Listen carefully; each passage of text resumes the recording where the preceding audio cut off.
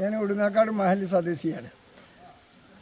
ചുരുങ്ങിയതൊരു കുറഞ്ഞ കാലങ്ങൾക്ക് മുൻപായിട്ട് നമ്മളിവിടെ നേർച്ച കഴിക്കാറുണ്ട്. പണ്ട് കാലത്ത് ഇവിടെ നേർച്ച കഴിക്കാമെന്നുള്ള ഒരു ഉദ്ദേശം എന്ന് പറയുകയാണെങ്കിൽ നമ്മളിവിടെ മഴ കിട്ടാൻ വളരെ ബുദ്ധിമുട്ടുള്ള ടൈമാകുന്ന സമയത്ത് ഇവിടെ വന്നു കഴിഞ്ഞാൽ ഒരു നേർച്ച കഴിച്ച് ഇവിടുന്ന് ഒരു മൊയിലൊക്കെ ഓതി കഴിഞ്ഞ് നേർച്ച കഴിച്ച് കഴിഞ്ഞ് നമ്മൾ പിന്നെ ഒരു ബാങ്ക് കൊടുത്തൊക്കെ ചെയ്തതിൻ്റെ ശേഷം നല്ലൊരു മഴ സാധാരണ കിട്ടാറുണ്ട്.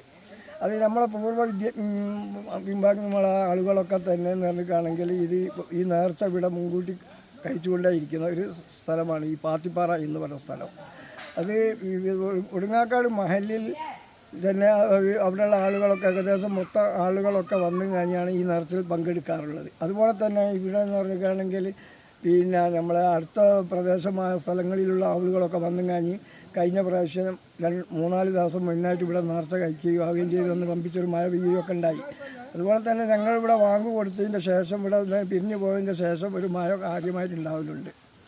കൂടുതൽ ഒന്നും തന്നെ നമുക്കിതിനെ പറ്റി പറയാനില്ല. പിന്നെ നമ്മൾ മുൻഗാമികളായ ആളുകളൊക്കെ ആയിരുന്നു ഇത് കൊണ്ടു നടന്നത്. അതിപ്പോൾ ആ കാരണം കൊണ്ട് നമ്മളും അതിൽ പിൻഗാമികളായി ഞാനിപ്പോഴത്തെ സന്ദർഭത്തിൽ ഇതൊക്കെ നടത്തിക്കൊണ്ട് പോരുകയാണ് എന്ന് മാത്രം.